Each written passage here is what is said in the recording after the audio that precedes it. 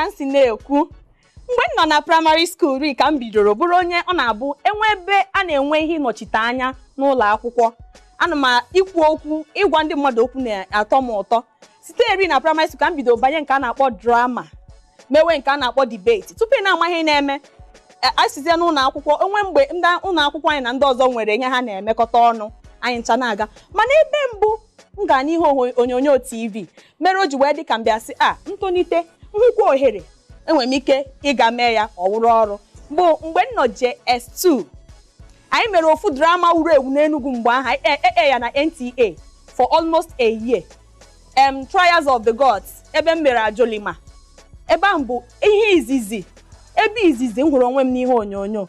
Mgbe anyị gara ije mee ya bụ ihe onyonyo, obi nọ na-atọ m. Mbọsị ọbụla a ga-eme shoot, a na-aga obi a na-atọ m maka na eburu ya bụ ihe ọ bụrụ nkịta a na-akwụwa ya akwụwa, a na-eburu ya na-aga gị n'iru, a na-eme ya bụ ihe na-atọrisi m isi.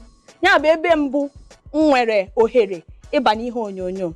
Mana ka m mechazi gụsị akwụkwọ hụ onwe m n'obodo Lagos, mbido oge ụfọdụ enwe ebe a na-eme emume na-eme nke a na-akpọ comparing.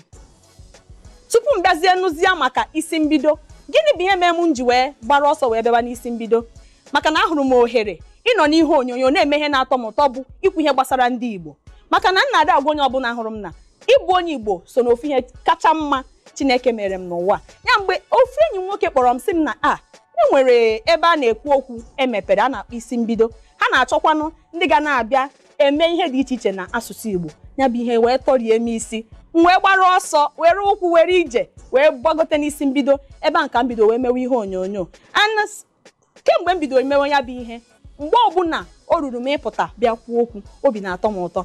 M na-ajụzi onwe m sị, Uchechi, ọ dịkwa ka ihe a ga-abụzi ọrụ ị ga na-arụzi. Ndewonu.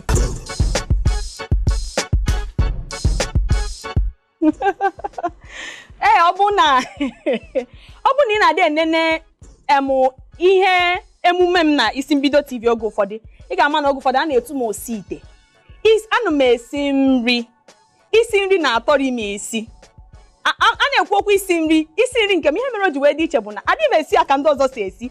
Ọ na-abụ mbanye n'usokwu, ha n'usokwu dị ka isi m nnọọ ụmụ ihe a ga-eme a na-apụta m n'isi. Ewepụkwa isi nri dịka m si wee na-ekwu, abụ m onye okwu nke ndị oyibo na-akpọ public speaker. Enwere ọtụtụ ihe a na-eme n'obodo na-emetụta m n'arụ. Ọ na-abụ a na-eme ụmụ ihe conferences na ihe dị otu ahụ, a na-adị akpọ m mbịa kwuo okwu. Ya bụ ihe ọzọ na-enyekwa m obi aṅụrị. Oge ụfọdụ a na-emekwa ihe emume gbasara Igbo ma ọ bụ n'oyibo, a na m eme nke ndị oyibo na-akpọ compare. Ya bụ onye nhazi otu ihe si aga. Ya bụ ihe m na-eme.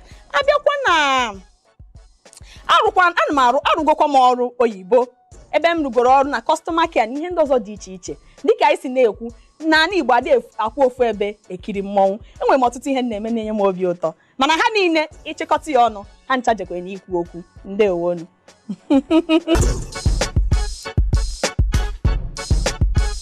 Ajụjụ m nwere ịjụ bụ onye ga-ekwute ebe m siri na ngara primary school.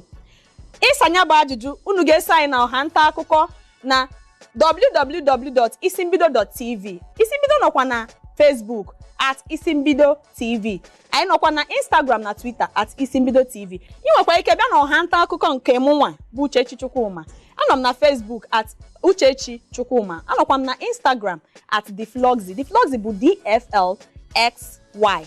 Ịbịa ebe ahụ zanya bụ ajụjụ, eji m n'aka na ọ ga-enwe ihe ndị isi mbido ga-agwa gị ma ịzata ya ọfụma. Kedu ebe m gara primary school? Ndewonu.